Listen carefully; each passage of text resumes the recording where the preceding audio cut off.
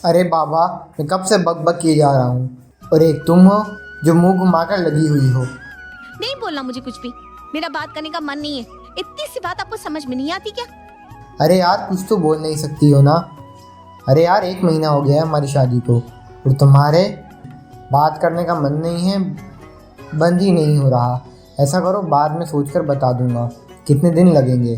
तुम्हारा मूड सही होने में इसके बाद ही हम इससे बात करेंगे।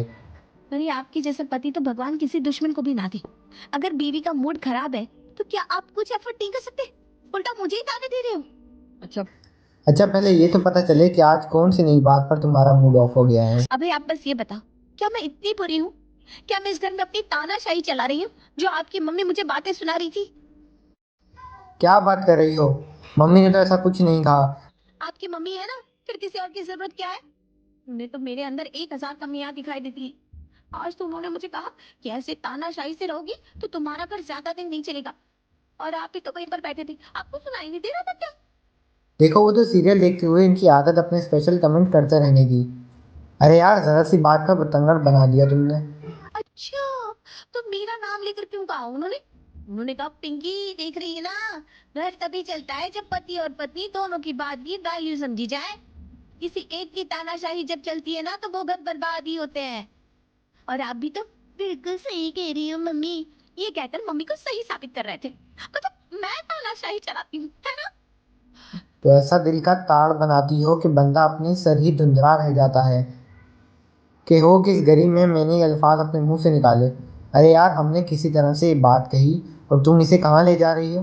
तुम्हें कुछ समझ भी नहीं। मुंह खुलाए रखो, मुझे तुमसे कोई बात भी नहीं करनी। अबे गुस्से में मुंह फेर कर सो गया था और काफी देर तक गंगा जमुना बहाने के बाद आखिरकार पिंकी को भी नींद आ गई थी। अरे भाई, अभी बाबू एकदम सच ही तो कह रहे थे। पिंकी का ये रोज रोज का मुंह फैलाकर बैठ जाना इसकी शादीशुदा जीवन का नासूर बन गया था। और फिर 2-3 दिन तक मनवाल के बाद जब किसी तरह मानती भी थी, तब तक कोई ऐसा घटना घट जाती कि एक बार फिर से मुंह बना लेती। अरे पिंकी बहू, यहाँ तो आना जरा, हम अभी ना ये विनोद की शादी का वीडियो देख रहे थे। देखो तो तूने बारात में टास्क कर लिया है, इस बात से हमें कोई इतराज नहीं है। आजकल की लड़की हो, आजकल शर्माने वाली बहुएं कहाँ रह गई हैं। लेकिन बेटा अभी जरा नहीं लेकिन बेटा अभी जरा नई नई शादी हुई है ना, तो घर से निकलते हुए सर ढांप लिया करो। क्या मतलब है आपका? मुझे कपड़े पहनने का सहूर नहीं है? और आप ये शर्म का क्या ताना सुना रही है मुझे? मैंने बारात में नाच लिया मतलब मैं बेशर्म हो गई? और सर ढकने के लिए मैंने पूछा था मौसी जी से, उन्होंने कहा आजकल की बहुएं कहाँ बल्लू करती है। नाचो गाओ, हमें तो बहुएं ऐसी ही अच्छी लगती हैं। और आपसे अच्छी सोच तो मौसी जी की है। अब वहां शादी में कितने रिश्तेदार जमा है, बिना बात कहने सुनने की बात हो जाएगी ना। देख बहू, तुझे पता है कि मैंने जो कहा इसका ये मतलब कतई नहीं था। अरे मैं सास हूँ तेरी, अच्छा बुरा बताना फर्ज है मेरा, इसमें आंसू बहाने की कौन सी बात हो गई। और बड़ी मौसी वाली बन रही है ना। मौसी ने ही मुझे फोन करके तेरा वीडियो भेजा है व्हाट्सएप पे, देख लो। अपनी बहू के डंग कहती तो तुझे मैं फॉरवर्ड कर दूं। पता नहीं कैसे खानदान में मेरी शादी होगी। यहाँ पर सास तो सास, रिश्तेदार भी नहीं जीने दे रहे। पिंकी को सास कामता की बात इतनी बुरी लगी कि अगले कई दिनों तक इसका मुंह गुस्से से फुला रहा।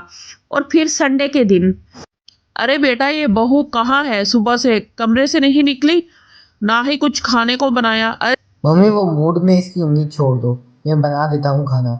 मंडे को शाम के समय, अरे भाई पिंकी, चाय पिला दो जरा। तो मेट्रो में इतनी भीड़ थी कि कमर अकड़ गई। अभी को चाय के लिए गए हुए 15 मिनट हो गए थे, लेकिन पिंकी की तरफ से अभी तक कोई जवाब नहीं आया था। अरे माँ, कहाँ है ये पिंकी? चाय देना तो दूर, ये शक्ल दिखाने में भी बाहर नहीं आई। अरे बैठी होगी मुंह फैलाए, इसमें कौन सी हैरानी की बात है, इसका तो रोज का है। सब आते ही बेटे के कान भरने शुरू कर दिया आपने। और आपको घर में घुसते ही पहले चाय याद आती है। कभी ये भी पूछ लिया करो बीवी कैसी है, जिंदा है या मर गई? कैसी बात कर रही हो? तुम चाय नहीं पिलाओ तो मत पिलाओ, पर मरने मनाने की बात क्यों कर रही हो? आपको यही लगता है ना कि मैं आपको चाय ना पिलाने के लिए ये सब कह रही हूँ? मुझे समझने वाला इस घर में कोई है ही नहीं। इतना कहकर वो पैर पटकती हुई अपने कमरे में चली जाती है। जी हाँ, जब जब पत्नी नाराज होती वो घर के एक काम को हाथ ना लगाती। कामता भी अपने घुटनों का बहाना बनाकर साफ बच जाती और ले देकर सारा बिल बतकता। अब आएगा ना वो बेचारा ऑफिस से, आता खाना बनाता, फिर हाथ पैर जोड़कर मुंह फैलाकर बैठी पत्नी को खिलाता और फिर खुद खाता। इस रोज की परेशानी से अब वो तंग आ चुका था। ऑफिस में क्या बात है, अभी परेशान दिख रहा है? यार क्या बताऊं, नई नई शादी हुई है और मेरी वाइफ छोटी छोटी बातों पर मुंह फुला देती है। अरे तू तो सीधा जाकर बीवी से बात करना, लेना के बार बार कहने पर वो पत्नी से बात करने को तैयार हो जाता है। अरे पिंकी, मैंने तुमसे जरूरी बात करना चाहता हूँ कि रोज रोज ऐसे नाराज मत हुआ करो। अगर ऐसे ही चलता रहा तो तुम्हें बताओ भला कैसे हमारी रिश्ता आगे बढ़ेगा। हाँ, तुम तो हर समय सब बातों का ठीकरा बस मेरे ऊपर ही फोड़ दिया करो। अरे जाकर अपनी मम्मी से क्यों नहीं पूछती कि वो मुझे चैन से क्यों नहीं जीने देती? अपनी पसंद के कपड़े पहन लो तो उन्हें दिक्कत है, अपनी पसंद से खाना खा लो तो उन्हें दिक्कत है। वो तो बस यही चाहती है कि मैं उनका रिमोट से चलने वाला खिलौना बन जाऊं, जिसका रिमोट वो अपने हाथों में लेकर दिन भर अपनी मर्जी से बटन दबा दबा कर अपना काम निकलवाती रहे। अगर तुम बात ही चाहते हो ना कि हमारा रिश्ता सुधर जाए तो जाकर अपनी मम्मी से कहो कि थोड़ा सांस ले लेने दे मुझे। माँ के सामने तो माँ का लल्ला बन जाओगे और चले आए हो बीवी को मर्दानगी दिखाने। अगर इतने ही समझदार हो आप तो जाओ ना अपनी माँ के सामने झाड़ कर दिखाओ ना अपनी समझदारी। मुझे क्या शौक चढ़ा है रोज रोज मुंह फुलाकर बैठने का? पत्नी के मुंह से खड़ी खोटी सुनने के बाद बेचारा अभी बड़ी उम्मीद के साथ माँ के पास पहुंचता है। मम्मी, पिंकी आपके सामने बच्ची है, लेकिन आप तो समझदार हैं। कुछ दिन आप छोड़ दीजिए ना इसे इसके हाल पर। मत टोके इसे किसी भी बात के लिए। जो करती है जैसे करती है करने दो इसे। मैं इस घर में कुछ दिन की सख्त शांति चाहता हूँ और तंग आ गया हूँ मैं रोज रोज के पिंकी के अकाड़ तोड़ से।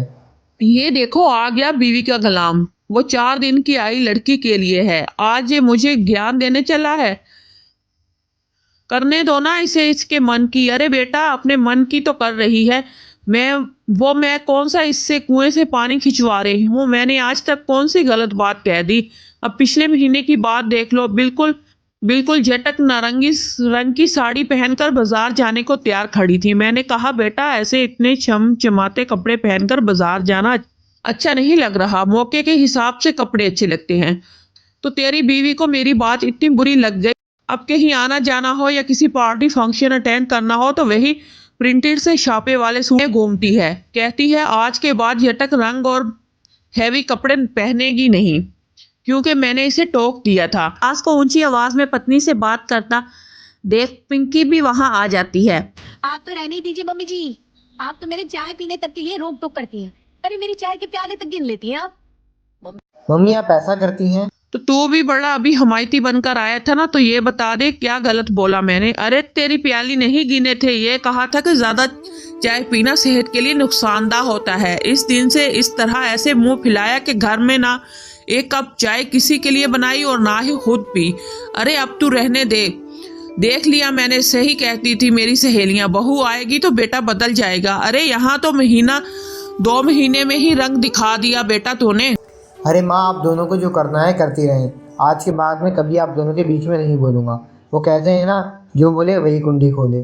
बस इसी तरह आप दोनों के बीच में बोलने वाले की भी यही हालत होती है कि जो सुलझाने की कोशिश करे इसे ही सुलझा दो और इनको इनके हाल पर छोड़ देता है, क्योंकि जो बातें सास के लिए छोटी थी वो बहू के लिए बड़ी थी, और जो बहू के लिए छोटी थी वो सास के लिए बहुत बड़ी थी।